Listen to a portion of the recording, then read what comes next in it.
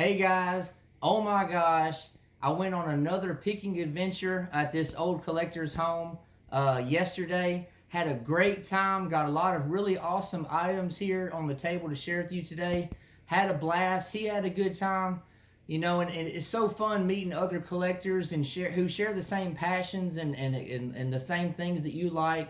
It's so cool talking to, an older collector, hearing the stories about where he got these items, all of his travels and the hunt and everything. It's just a lot of fun to connect with people like that. I'm so thankful to have this opportunity to continue to go and purchase items from his collection because he is downsizing. He is trying to sell everything. Him and his wife, they do have one child who's actually 54 years old. And he lives in a different state. And honestly, they've talked to him, and he doesn't have any interest in this stuff whatsoever, or even like other collectible stuff they have. He's just not really interested in it and everything. And so that's why they're really trying to sell a lot of stuff they have, because they are getting up in age and different things. Do have some health stuff going on.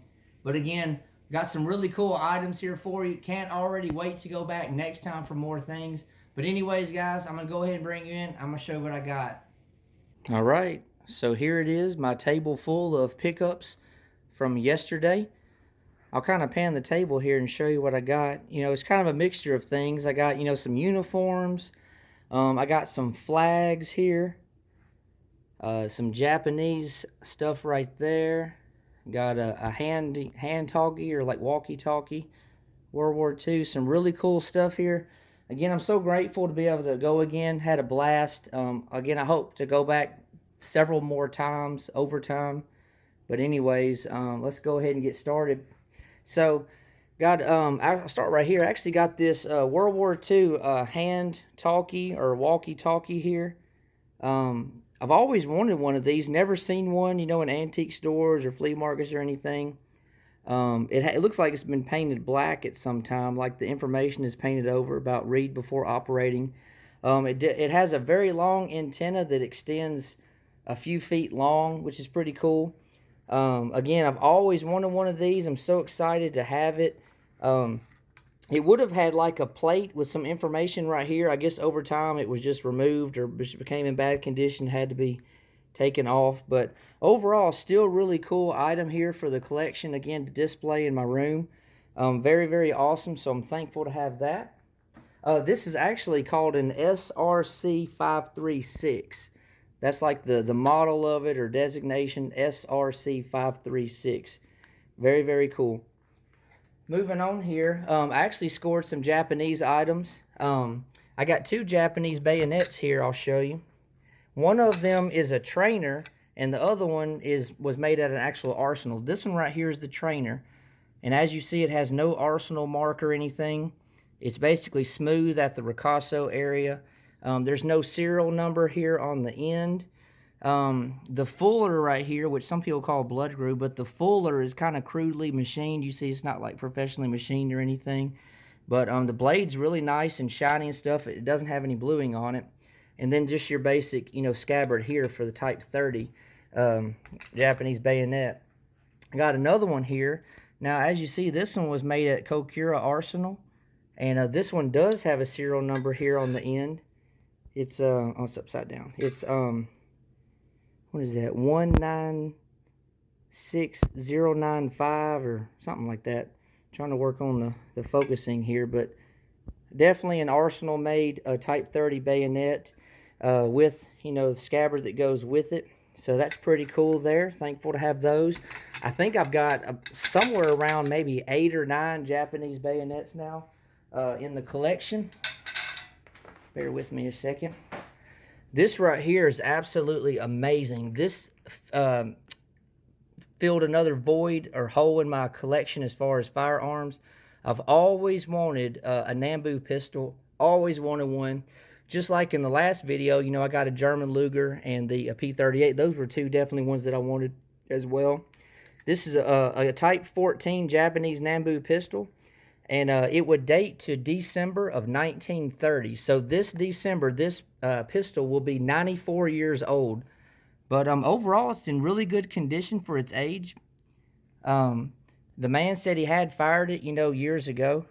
And so it'd be pretty cool to fire it again. I know ammo's expensive and hard to find, but there's all the different characters, you know, Japanese information. I'm not sure exactly what all they mean. I'll have to kind of study and research it, but it does have this piece right here. I'm running a blank now what it's called, but you see over time it's kind of dug into the metal finish, and even the handle right here, which stuff I've seen online that was, I guess, kind of a common thing that would happen, unfortunately, but it kind of gives it character, I guess. But very awesome Type 14 Japanese Nambu pistol. Moving on here, underneath these other flags, I got this Japanese flag, World War II.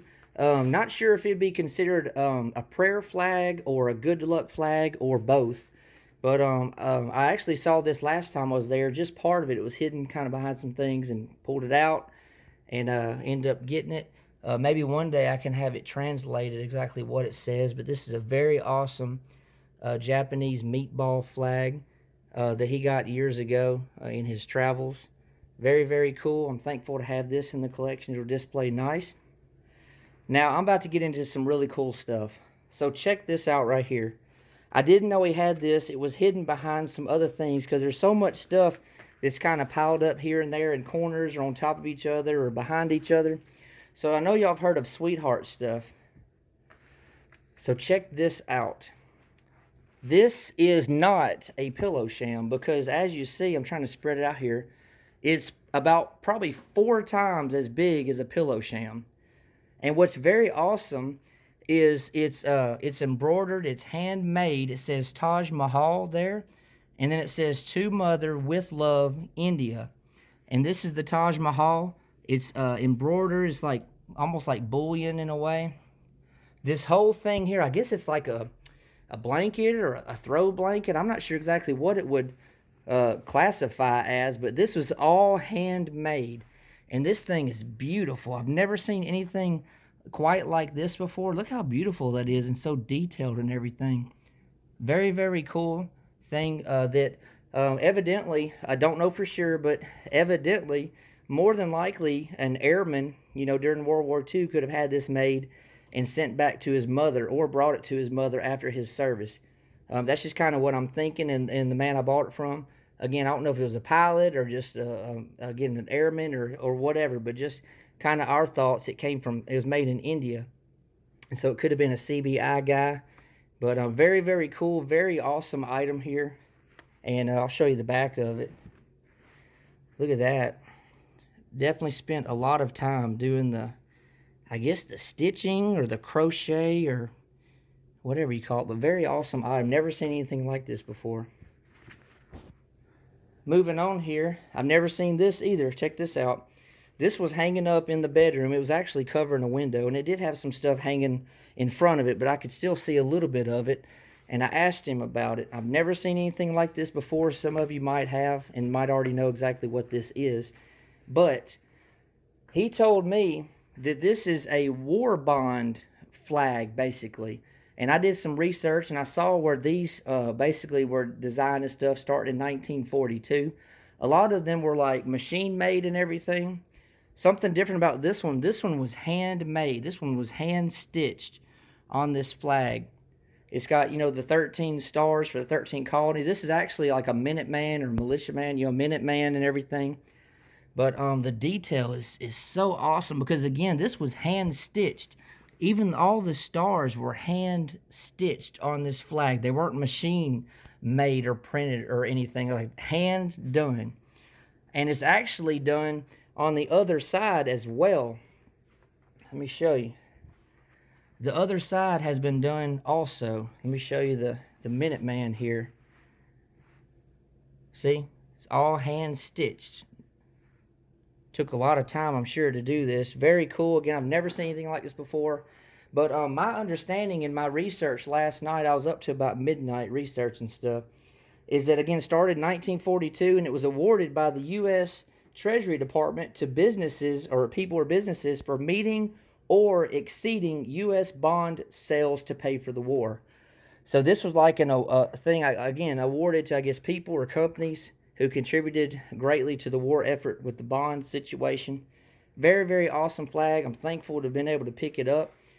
Very, very cool. moving on here, I got 2 German flags. Honestly, I've never had a German flag ever. Honestly, these are really huge to try to lay them out right now. They're both like 8x4 or 8x4.5. I'll do my best right here to kind of lay it out some, or lay them out some. But this is just your basic, I guess, German flag here. Most of you guys know I'm mostly a U.S. guy, but it's a huge, enormous flag, or I don't know if it'd be considered a banner, but it's got the, the big swastika on it. I didn't see any markings or names or dates or writing on it anywhere. It's kind of faded, so it's definitely, obviously, it's been hung somewhere, a little bit of staining and stuff, but you got to think it's 80-something years old. But very, very cool. I'm thankful to have this. I've always wanted one of these huge German flags, so very cool item to have in the collection. Got another one here. Now, this one's even more cool. This one is a German war flag. And again, I'll do my best to kind of lay it out. But if y'all haven't already, check out my John Boy Instagram and my John Boy Militaria Facebook page. Because sometimes, I'll send links to videos. Definitely on my Instagram, I'll post pictures of different stuff in my collection if y'all want to see more stuff as far as pictures. But here's, I guess, the maker of this flag here, or the company, or the maker. It also has eagle and swastika stamped right there. And then it's got, looks like KR and then FL 150 by 250. That's the size of the flag, 150 by 250. It does have some condition issues, but again, it's like 80 years old, so it does have some holes in it and stuff. And again, it's got the huge swastika in the middle of it. Again, this is considered a war flag. There you go. You got that right there. And again, this is just a huge flag. Very, very interesting for sure. Again, I've never had something like this before, but you kind of get the gist. But great item there. I know a lot of you guys collect German stuff. Honestly, I'm not too big of a German collector, and the reason being is because it's so highly faked, just like American Civil War stuff. I just stick with what I know, but it doesn't hurt to branch out into other, countries or eras or wars and stuff from time to time. So very cool to have those. Moving on here, I've got this stack of uniforms here, and this one's 82nd Airborne. It's got amazing stitching on there. If you see that, very, very cool. It's got sergeant chevrons on there. Does have these wings here, which I believe they're glider wings. Honestly, I don't know a whole lot about them. I'm not really a wing person, but they look pretty cool as far as what I can tell. It's got U.S. and infantry collar disc. It's just a single patch uniform. It does have a undershirt and tie. And what's interesting is this is actually a tailor-made uniform. If you see, it's different from your other Ike jackets or, Class A, the 4 pockets. And the shirt, I've never seen this before. The shirt was even tailor-made. It's a cut-down, tailor-made shirt. It was shortened. It does have laundry number in here. It's got C7308 in there twice, one handwritten, one stamped. But a pretty cool item there, uniform and everything. I don't think I have any 82nd Airborne, but pretty cool to pick that one up.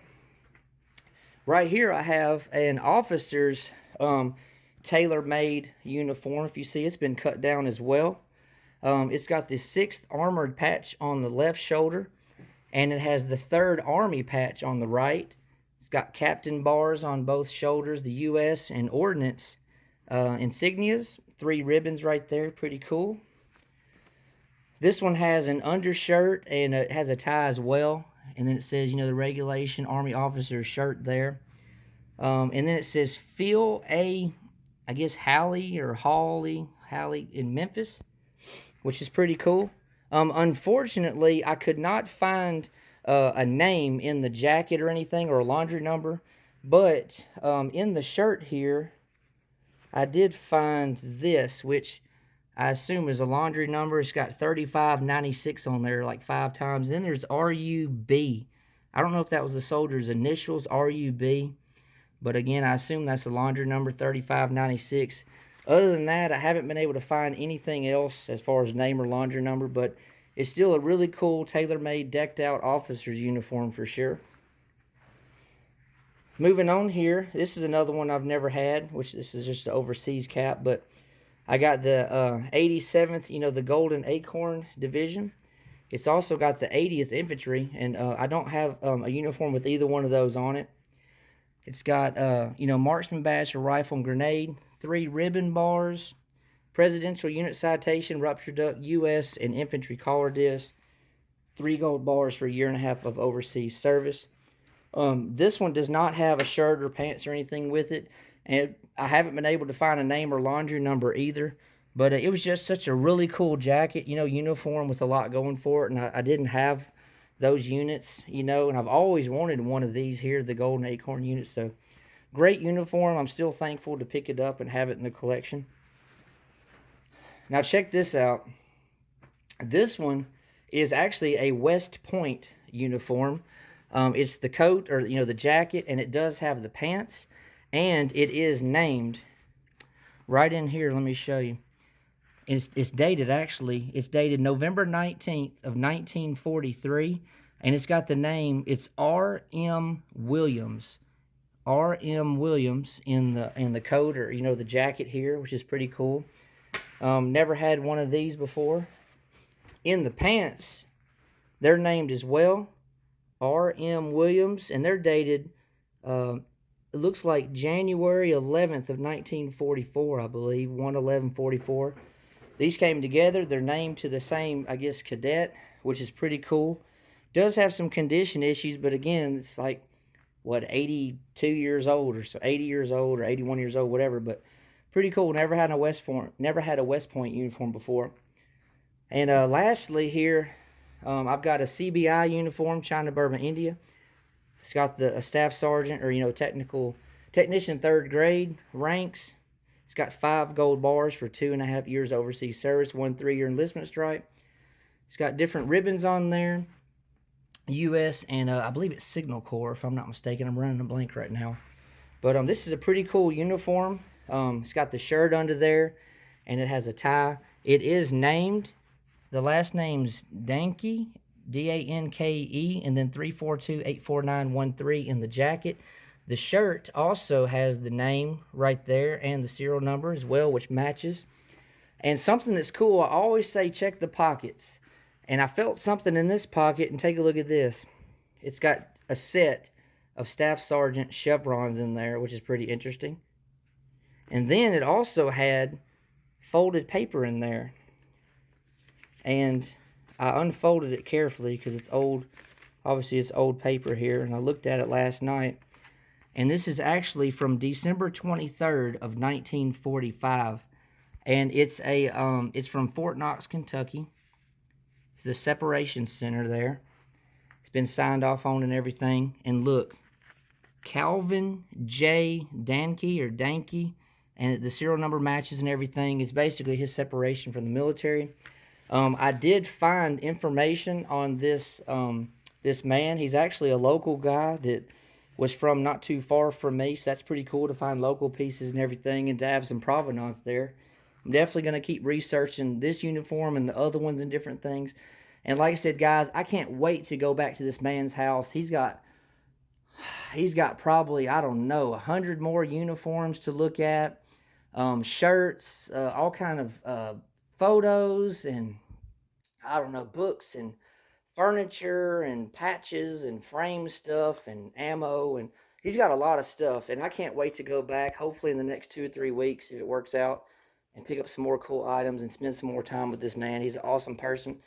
Me and my wife, like I said, we actually we took them out for lunch. I don't know if I mentioned that earlier in the video, but we did take them out to eat. I felt like it was the right thing to do. They've been really nice and hospitable to me, and just a little token of my appreciation, we took them out to lunch, we had a great time. It was really nice.